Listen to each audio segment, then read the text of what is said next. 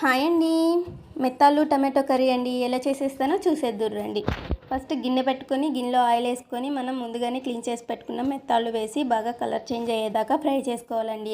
అది కొంచెం ఫ్రై అయిన తర్వాత తీసి పక్కన పెట్టుకొని 2 మీడియం సైజు ఉల్లిపాయలు కట్ చేసుకొని అది కొంచెం ఫ్రై అయిన తర్వాత పచ్చిమిర్చి కరివేపాకు వేసి ఫ్రై చేసుకోవాలండి. అది కొంచెం ఫ్రై అయిన తర్వాత మనం ముందుగానే ఫ్రై చేసి పెట్టుకున్న మెత్తాలు వేసి ఒక 2 మినిట్స్ ఫ్రై చేసుకొని 2 మీడియం సైజు టమాటాస్ కట్ చేసుకొని అది కొంచెం ఫ్రై అయిన తర్వాత కొంచెం మన టేస్ట్కి తగ్గనట్టు సాల్టు పసుపు వేసుకొని ఒక 2 మినిట్స్ సిమ్లో పెట్టి బాగా ఫ్రై చేసుకోవాలండి. అది కొంచెం ఫ్రై అయిన తర్వాత మన టేస్ట్కి తగ్గనట్టు కారం వేసుకొని ఒక 2 మినిట్స్ మళ్ళీ సిమ్లో పెట్టి ఫ్రై చేసుకోవాలండి.